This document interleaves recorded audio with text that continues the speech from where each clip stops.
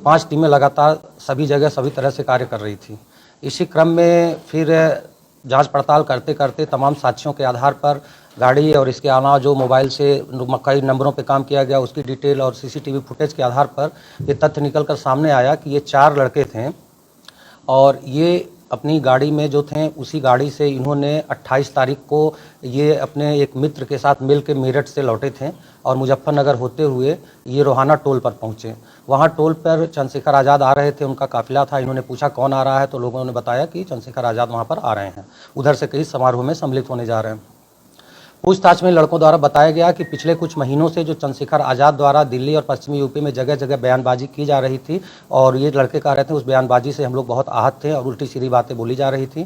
इसीलिए अचानक इन्होंने प्लान किया कि हम लोग फायरिंग करेंगे और ये घटना करेंगे। फिर ये लोग वहीं से टोल के बाद से ही चंद्रशेखर आज़ाद की गाड़ी जो थी उनके पीछे लग गए और वो अपने एक मित्र की अपने एक कार्यकर्ता की मदर की डेथ हुई थी, वहाँ संवेदना प्रकट करने गए थे। वहाँ से जब निकले तब इन 4 लड़कों ने उनकी गाड़ी पर फायर किया। कुल 3 राउंड फायर किए गए थे। गाड़ी जो चला रहा था वो लड़का का नाम विक्की है जो कि हरियाणा का रहने वाला है और एक विक्की जो कि देवबंद थाना क्षेत्र का रहने वाला है, रड़खंडी का, वो पीछे बैठा हुआ था।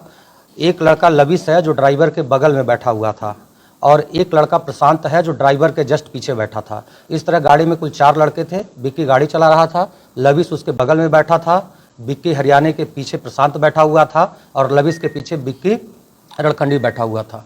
जो फायरिंग की गई वो पीछे के दोनों लड़कों द्वारा की गई है और ये 315 बोर के तमंचे से फायर किया गया है। जो प्रशांत ड्राइवर के पीछे बैठा था उसने 1 राउंड फायर किया है और जो लविस के पीछे बैठा था विक्की रड़खंडी, इसने 2 राउंड फायर किए हैं और चलती गाड़ी से फायरिंग की गई है। फायरिंग करने के पश्चात ये लोग वहाँ से भागे और गाड़ी में तेल खत्म हो गया तो एक गांव में इन्होंने गाड़ी छोड़ दी और उसके बाद गाड़ी छोड़ के ये खेतों की तरफ भागे और यहाँ से ये अपने आप को ये शिफ्ट अपने हरियाणा चले गए। हरियाणा में ये वहाँ से किसी अन्य मामले में चाह रहे थे कि किसी तरीके से कहीं हम जेल चले जाएं और पकड़े ना जाएं। लगातार सूचना प्राप्त होने पर फिर एसएसपी सहारनपुर द्वारा एक टीम तत्काल हरियाणा रवाना की गई और अंबाला में वो टीम पहुंची और वहाँ की टीम को थाने में इन्होंने अपना आमद कराई और वहाँ की टीम को साथ लिया और इन्होंने त्वरित तौर पर एक ढाबे पे इन 4 अभियुक्तों की गिरफ्तारी की और इनकी गिरफ्तारी की गई है और गिरफ्तारी करने के पश्चात इनको यहाँ लाया गया है। आज अभी इनका मेडिकल करा के माननीय न्यायालय के समक्ष प्रस्तुत किया जाएगा, उसके पश्चात अग्रिम कार्रवाई की जाएगी। विवेचना इसकी राजपत्रित अधिकारी द्वारा एक टीम द्वारा इसकी विवेचना की जा रही है और जो भी तथ्य सामने आएंगे वो सारी चीज़ें फिर आप लोगों से हम शेयर करेंगे। इधर आ जाओ।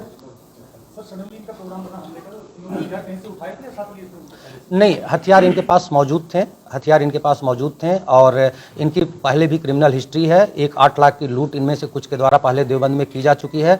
307 के मामले हैं एक व्यक्ति को गोली मारने के और इस तरह से इन पे कुछ न कुछ मुकदमे पहले के भी हैं जो कि पूरा डिटेल हमने प्रेस नोट में मेंशन कर दिया है, वो आप लोगों से हम लोग शेयर कर रहे हैं। कार भी इन्होंने तभी इनके पास पहले से थी।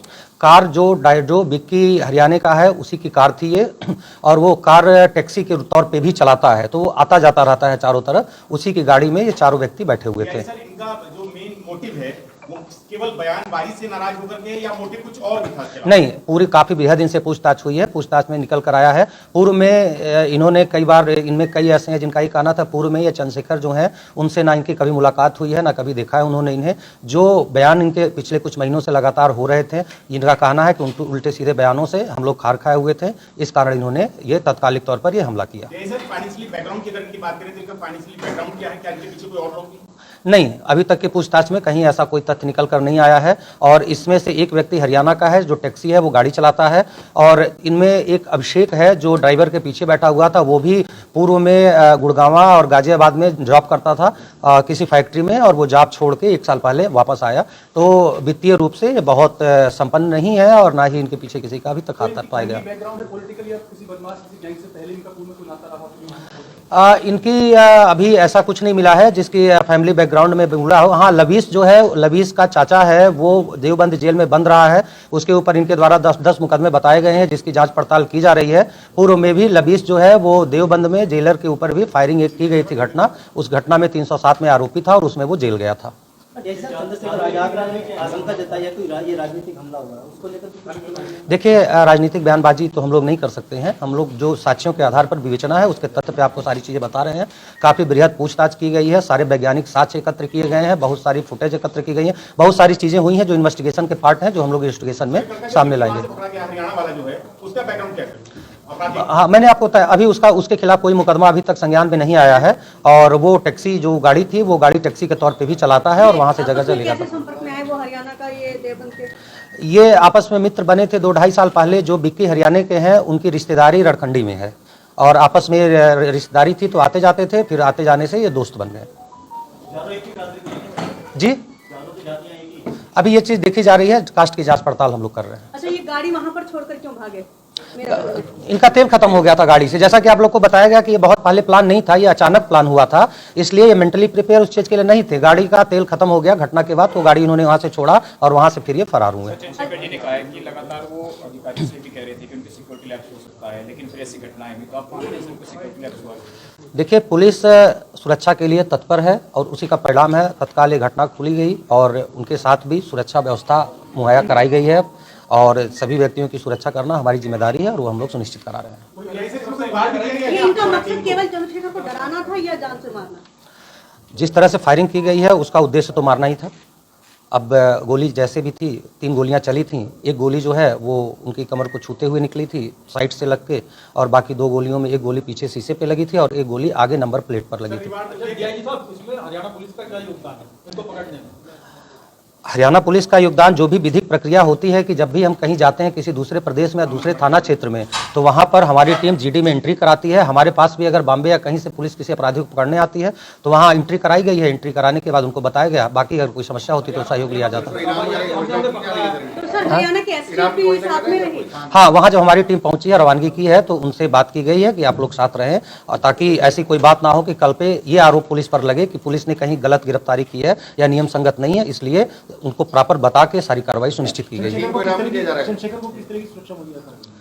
पर्याप्त सुरक्षा बल उनको अभी उपलब्ध करा दिया गया है, आरक्षियों के साथ सुरक्षा में लगाए गए हैं, और आगे भी एक कमेटी होती है सुरक्षा की जो सभी सुरक्षा की समीक्षा करती है, LIU। तो सारे तथ्यों को भी देखा जा रहा है और उस आधार पर इसको आगे कंटिन्यू किया जाएगा। इस संबंध में DGP महोदय द्वारा जो भी टीम काम कर रही थी इसमें, उनको त्वरित 72 घंटे में इस घटना का अनावरण करने के कारण 50,000 रुपये का इनाम दिया गया है, और इसके साथ ही जो भी राजपत्रित अधिकारी SSP सहारनपुर और उनकी टीम में सारे लगे हुए थे, इन सभी को प्रशस्ति पत्र भी प्रदान किया जा रहा है। सर, ये देवबंद में इनकी गाड़ी में तेल खत्म हो गया था, हरियाणा तक पहुंचे हैं, तो क्या किसी ने इनकी हेल्प किया है या किस तरह से लोग पहुंचे? घटना के बाद जब तेल खत्म हो गया तो वहां से ये भागे और ये खेतों में कुछ देर छुपे रहे, उसके बाद वहां से निकले और निकल के ये लोग हरियाणा अगले दिन पहुंचे हैं 29 तारीख। इन्होंने जिस हथियार से हमला किया था वो बरामद? हाँ, हथियार बरामद हो गए हैं, और वो हथियार बरामद हो गए हैं, वो सील कर लिए गए हैं, और उस हथियार को हम लोग फोरेंसिक साइंस लैब में भेज रहे हैं। जब उन्हें गिरफ्तार किया गया तब तो उनके पास कोई हथियार नहीं था, इन्होंने कहा? कुछ चीजें विवेचना के विषय हैं जो डिटेल में हम आप लोग को न्यायालय से रिमांड के बाद आप लोग को और भी चीजें हम लोग शेयर करेंगे। 2 घटना में 2 तमंचे प्रयुक्त हुए थे 315 बोर के, और 2 बरामद हुए हैं। प्रेस नोट में हमने डिटेल दे दिया है उसका, उसको आप लोग देखें, उसमें सारी चीजें मेंशन है।